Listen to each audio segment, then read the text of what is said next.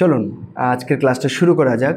আজকের ক্লাসে আমরা ডিসকাশন করতে যাচ্ছি যে মানে বিভিন্ন ধরনের যে কম্পিউটার কম্পোনেন্টসগুলো আছে সেগুলোর সাইজ সম্বন্ধে আমরা কথা বলবো, প্লাস ওই জায়গাতেই আমরা কিছু কম্পোনেন্ট সম্বন্ধেও একটু কথাও বলে নেব। ঠিক আছে, চলুন আমরা যদি কম্পিউটার স্ক্রিনে যাই তাহলে জিনিসটা ইজিয়ার হবে।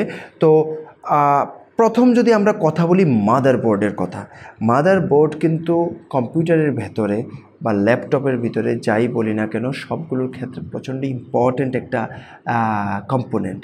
এটার ভেতরেই মাইক্রো প্রসেসর থাকে, র্যাম থাকে, বিভিন্ন কিছুকে এটা একসাথে ওই বোর্ডটার ভেতরে রেখে দেয়। এই যে বোর্ডটা আপনারা দেখতে পাচ্ছেন, এটা হচ্ছে মাদারবোর্ডের এই যে মাদারবোর্ড। ওকে, এটার মধ্যে কিন্তু বহু জিনিস আছে। এই যে এটা মাইক্রো প্রসেসর, এরকম বহু জিনিস আছে। এই যে পিসিআই পোর্টস, এরকম বিভিন্ন কিছু আছে। তো এটাকে নাম দেওয়া হয়েছে motherboard. The reason is very simple, it is the mother of computer. তো সেই হিসেবে নামটা দেওয়া হয়েছে। তো ইভেন যে জিনিসগুলো ডাইরেক্টলি বোর্ডের মধ্যে লাগছে না সেগুলোরও কিন্তু কানেকশান আছে সে এখানেই আছে, ঠিক কি না?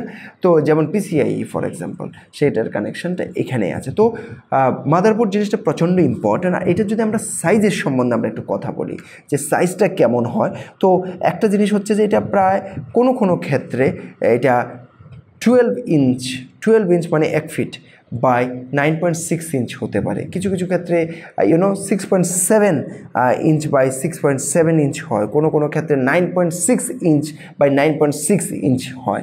তো এটা হচ্ছে তিন ধরনের সাইজ বললাম, এগুলো স্ট্যান্ডার্ড সাইজেস, বিভিন্ন ক্ষেত্রে ইউজ হয়।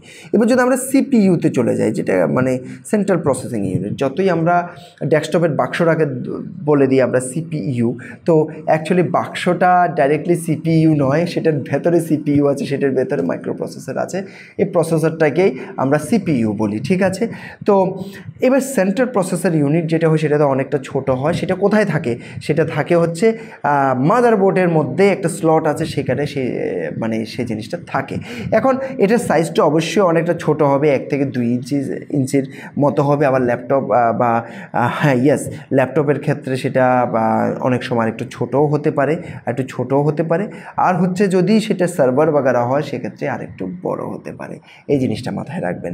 নেক্সট যদি আমরা কথা বলি র্যাম, এটাও কিন্তু স্লট আছে আর সেটা কিন্তু ওই আলটিমেটলি মাদারবোর্ডেই কানেক্ট করা হয়। ওকে, আর এটা কিছুটা এরকম লম্বাটে টাইপের হয়, এটার মধ্যে আইসি টাইপের কতগুলো এরকম অনেকগুলো লাগানো থাকে। ওকে, এরকমই হয় সাধারণত দেখতে র্যাম। আর ডেস্কটপের ক্ষেত্রে সাধারণত ডিআইএমএম যে টাইপটা আছে, মানে ডুয়েল ইনলাইন মেমোরি মডিউল। ওকে, এই জিনিসটাই এই টাইপের মডিউলগুলোই হয়। আর সেটা সাধারণত 5.25 ইঞ্চ বাই 1.25 ইঞ্চেস হয়। ওকে, আরেকটা হচ্ছে যে যদি সেটা ল্যাপটপে চলে যায় তাহলে কিন্তু এই যে মডিউলটার নাম হয়ে যায় SODIMM। আগে ডিআইএমএম কি বলেছিলাম? Dual inline memory module. এখন কি হয়ে যাচ্ছে? Small outline dual inline memory module হয়ে যাচ্ছে SODIMM। এই জিনিসটা একটু মাথায় রাখবেন।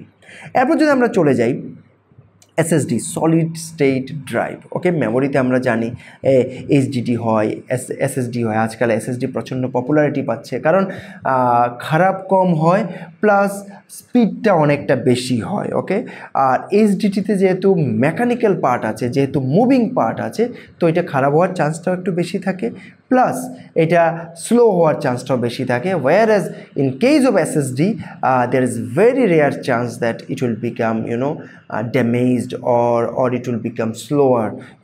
The chance is very low. তো এই জন্য SSD আজকাল খুব পপুলারিটি পাচ্ছে। SSDর ক্ষেত্রে সাধারণত মানে 2.5 ইঞ্চির মতো হয় সাইজটা, আপনারা দেখতে পাচ্ছেন এখানে SSD। তো যদি দেখবেন এইচডিডির থেকে SSD অনেকটা ছোট, ইভেন পাতলা। আর কতগুলো টাইপের SSD আছে, M.2 অথবা NVMe, এগুলোর কিন্তু সাইজটা আরও বেশি ছোট হয়ে যায়। একদম ছোট্ট জায়গাতে NVMe লাগিয়ে রাখা যায়। যায় অবশ্য প্রাইসটা এসএসডি নর্মাল এসএসডির থেকে সেক্ষেত্রে একটু বেশি হয়ে যায়। কিন্তু যদি আমরা চলে যাই এইচডিডিতে হার্ড ডিস্ক ড্রাইভে চলে যায় তাহলে কিন্তু সেটা কোথায় চলে যাচ্ছে 3.5 ইঞ্চির মতো হয়ে যায় ডেস্কটপের ক্ষেত্রে, 2.5 ইঞ্চি প্রায় 2.5 ইঞ্চিই থাকে ল্যাপটপের ক্ষেত্রে, সাইজটা প্রায় সেম। কিন্তু দেখবেন যে থিকনেসটা একটু বেড়ে যাবে, কারণ সেখানে আবার মোটরাইজড কোনো না কোনো কিছু থাকতে হবে, যার জন্য থিকনেসটা একটু বেড়ে যায়। ওকে, এই গেল। এরপর যদি আমরা নেক্সট চলে যাই সেটা হচ্ছে জিপিইউ, গ্রাফিক্স প্রসেসিং ইউনিট। ওকে, আমরা গ্রাফিক্স প্রসেসিং ইউনিটে যদি চলে যাই তো এগুলো শুধু ফ্যান দেখে আপনি কনফিউজ হবে না, ফ্যান অবশ্যই লাগে, কারণ এগুলো গরম হয়ে যায় তো ফ্যান লাগে, এর উল্টা সাইডে থাকবে। তো এই যে গ্রাফিক্স প্রসেসিং ইউনিট যেটা আছে এটা অনেক সময় সিপিইউর সঙ্গে ইন্টিগ্রেটেডও হতে পারে, আবার ডেডিকেটেড আলাদাভাবে হতে পারে। যেগুলো ডেডিকেটেড সেগুলো আবার পিসিআইতে লাগানো থাকতে পারে, আর এগুলো 6 থেকে 12 ইঞ্চেসের মতো হতে পারে, ডিপেন্ড করে কোন সাইজ, মানে কতটুকু পাওয়ারফুল আপনি গ্রাফিক কার্ড কিনেছেন, কী ব্যাপার। যেমন আমরা যখন আমাদের এই যে ভিডিওটা হচ্ছে, এই ভিডিওটাকে আমরা যেখানে এডিট করব সেখানে কিন্তু গ্রাফিক কার্ডটা অনেক দামি একটা গ্রাফিক কার্ডের দামে আমরা কয়েকটা মানে ল্যাপটপ কিনতে পারবো, সেই দামি জিনিস লাগানো হয়। তো একই গ্রাফিক কার্ড আবার অনেক কম দামেও পাওয়া যায়, কয়েক হাজারের মধ্যেও পাওয়া যায়, এরকম আর কি ব্যাপারটা। ওকে, এবার যদি পিসিইউতে চলে যাই, এই হচ্ছে পিসিইউ।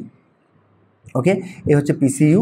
ওকে, পাওয়ার সাপ্লাই পিসিইউ ইউনিট। ওকে, পাওয়ার সাপ্লাই ইউনিট। তো সেটা কিসের জন্য অবশ্যই কাজ করা হচ্ছে পাওয়ার আপনি এদিক দিয়ে ঢোকালেন, সেটার যতটুকু পাওয়ার লাগবে সেটা কনভার্ট করে সিপিইউকে ততটুকুই পাওয়ার দেওয়া ওইটার কাজ।